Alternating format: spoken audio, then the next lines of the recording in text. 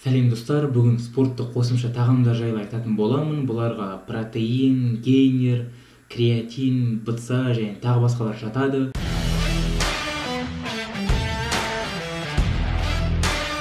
Бастысы спорттық қосымша тағамдарды ішуге бола ма деген сұрақ. Иә, ішуге болады, бірақ та 18 жастан бастап. Ал енді протеинге келетін болса, күнделікті біздің қолданып жүрген белок, ақуыз, ағылшын тілінде протеин деп аталады. Протеин біздің күнделікті қолданып жүрген тамақтарда бар, мысалы етте, жұмыртқада, ірімшікте, фасоль, чечевица дегендерде бар. Ал енді гейнерге келетін болсақ, ол көмірсу, орыс тілінде углевод деп аталады. Гейнердің құрамында көмірсу да, ақуыз да бар.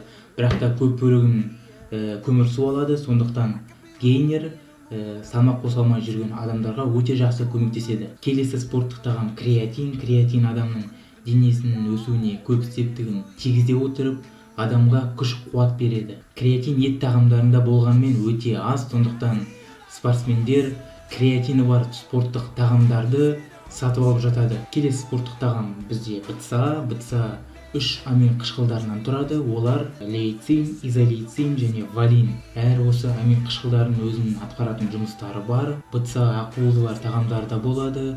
Ет, тауық еті, балық еті, сүт тағамдарда, бұршақ тұқымдас тағамдарда және тағы басқаларда.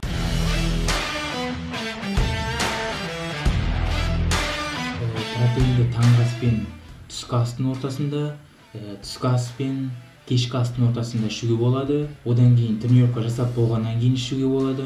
Қолдануы: протеинді салмай тұрып 300 мг су немесе сүт құямыз. Одан кейін арнайы қасығымен бір рет саламыз. Содан кейін жақсылап араластырамыз. Шайқап араластырғаннан кейін 1-2 минутқа қойып қоямыз, одан кейін ішуге болады. Гейнерде дәл протеин сияқты ішеміз. Осындай арнайы ожауы бар. Сонымен бір рет саламыз. Креатинді күніне 5 грамм тренировкадан кейін ішу керек. Мысалы менде капсула тәрізді, біреуінде 2,5 грамм, сонда 5 грамм екеу болады. Кейбіреулері таңертең тұра салысымен ішу керек деп айтып жатады. Креатин тәттімен жақсы сіңдіріледі, сондықтан көбісі оны жүзім шырынымен, виноградтың соғымен ішіп жатады. Креатин қабылдағанда суды өте көп ішу керек, күніне 2-3 литр. БЦАға келетін болса, креатин секілді, бұл да күніне 5 граммнан тренировкадан кейін ішу керек. Осымен видео аяқталды достар, сендерге пайдалы болды деп ойлаймын.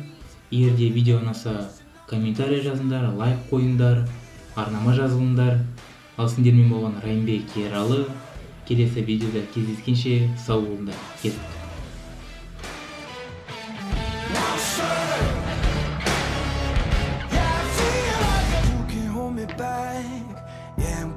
For you, I'm not heater on you. No, I'm just telling you the fact.